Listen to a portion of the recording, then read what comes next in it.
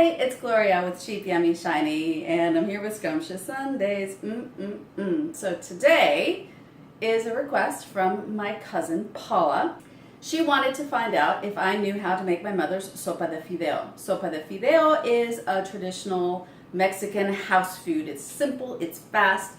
You serve it as a starter or sometimes just a comfort food, but mainly it's a starter, and it's a pasta soup. I know you might think that's a little bit weird, but Mexicans actually do use pasta. We use a lot of different things. So what we use to make it is that you can go to Mexican food aisle and get these little packs of pasta. This is an alphabet soup pasta. There's also stars, what we call bird's tongue, shells, and the most common and the most used is going to be the fideo, which is angel hair, and it's broken up angel hair, or it's in big rounds that you can use and you kind of break them up. Either way, just use a very nice small thin pasta. You don't have to use a Mexican brand, just letting you know you have a couple of options. So it's very simple. It's tomato, onion, broth, or water, salt, maybe pepper if you like, and the pasta, and that's it. It's very, very simple. And when you make it, you can do it either the way that my mother does it, which is when she sautés the onion, she uses a big hunk, like a quarter of an onion, and just leaves it entire with the root attached, so she can just saute it, and then at the end of the cook, when it's finished cooking at the end, she can take it out and throw it away for presentations.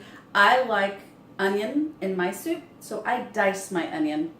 Entirely up to you how you do it. That's the only real difference. That and being a vegetarian, I'm using a vegetable stock that I made at home, but you can use a chicken stock, or if you don't have stock, you can use water. It's perfectly fine. The tomato gives it plenty of flavor. The other thing is I'm going to use a jarred tomato sauce. This isn't like a spaghetti sauce, it's just plain tomato sauce. I just don't like using tomato sauce in cans. My favorite way to do it is to use fresh tomatoes thrown in the food processor or the blender to taste. Again, entirely up to you. I'm going to use it out of a jar because I happen to have an open one in my refrigerator, so I don't want to waste it. Okay, so let me take you to my stove and show you exactly how I do Sopa de Fideo. All right, here we are at my stove. I'm heating up a pot for some soup. I'm putting in maybe a tablespoon or two of oil into a preheated pot. I don't usually measure anything, but I'm trying to help you guys out. This is about a half a cup of roughly chopped onion. I'm not salting this right now only because I'll be salting this momentarily to make the flavor for the sazon, which is the onion and tomato mixture, etc., etc. So and here's a difference as well. When you're using a whole onion or a whole, like an uncut piece of onion, you can saute things a lot longer because you're not going to necessarily burn the piece of onion as quickly. But unfortunately, when you're using chopped onion or diced onion, you can very easily burn your onion, so don't let it sit too long. I have a 7-ounce bag of alphabet pasta. I'm going to use approximately half. I'm going to put it in with the oil and the onion. There we go, so that was about half. And here's the thing, you are going to gently turn this in the oil. I have this on low, but my gas stove is quite powerful. Thank you, landlords. It is a very nice gas stove and oven. So putting it on anything but low tends to be pretty high. Anyway, so you very gently stir and turn this. You don't want to just stir this because you'll end up breaking all the pasta and it'll make your soup very thick. Not thick in a good way, but it'll make it like mushy, and you don't want that. You want this to be a brothy soup. You don't want the pasta to be basically liquefied inside of your soup. And you don't want to leave it for too long. Your whole thing is you're trying to toast the pasta a little bit. This is the same method that you use to do Mexican rice as well. And I believe the Brazilians do a similar thing, but they don't usually put tomato in theirs. But you're trying to toast what you're using as your soup. It adds a nice flavor. You can see it is a little bit toasted in areas. Might see a little brown, might see a little black. Not a lot. You don't want a lot of that. But you want it so it toasts a little bit. There we go. So I'm going to go ahead and put in my tomato sauce. This is the secret to a lot of Mexican cooking. I don't usually measure this. I put it to taste, but I'll kind of give you an idea. I'll go ahead and measure this. And I'm using this sort of boxed tomato sauce. And I'm using this boxed tomato sauce because I realized the stuff in the jar in the fridge probably was a little too old. Oops. I hate wasting food.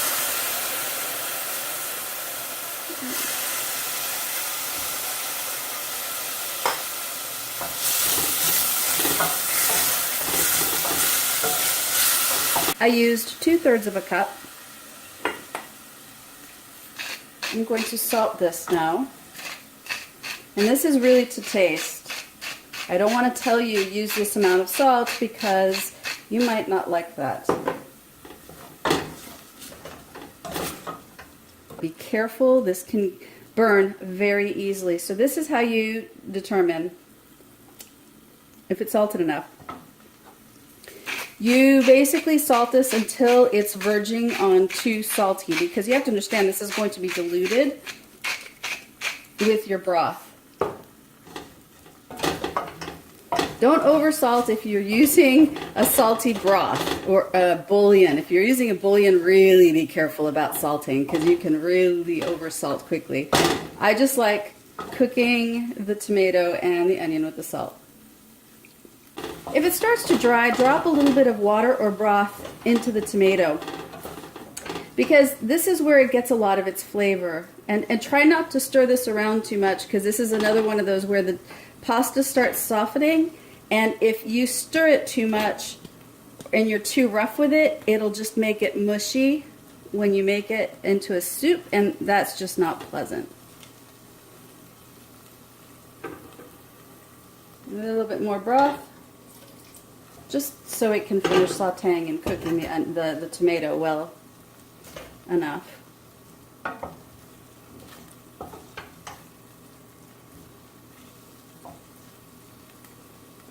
You want to cook it for about 4 or 5 minutes on low heat, less if of course your heat is high. And like I said, if it dries up, add a little liquid to it, it'll help it out. So I've got my broth right here. This is a vegetable broth that I've made here at home.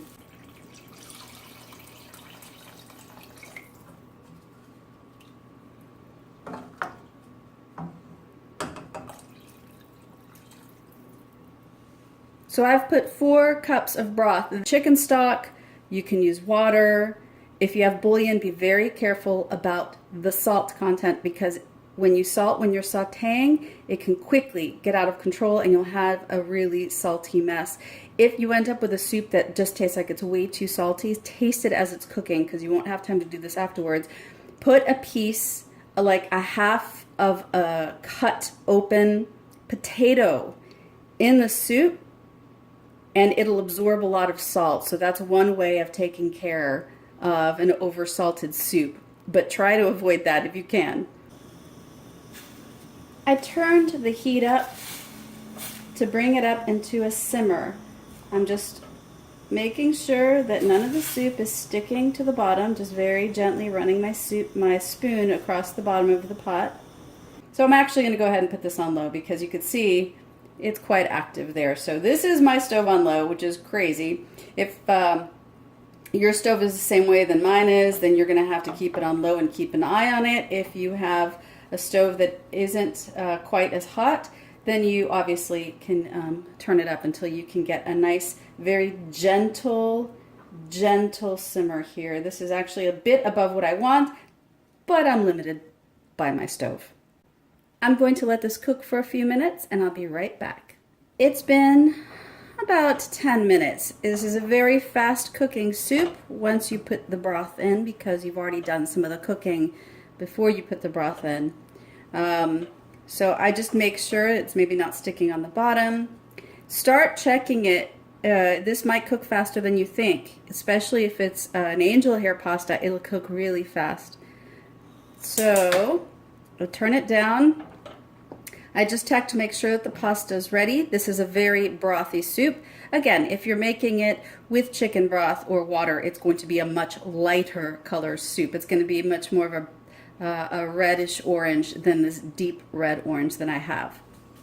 Okay, now that the soup is done, let's serve it up.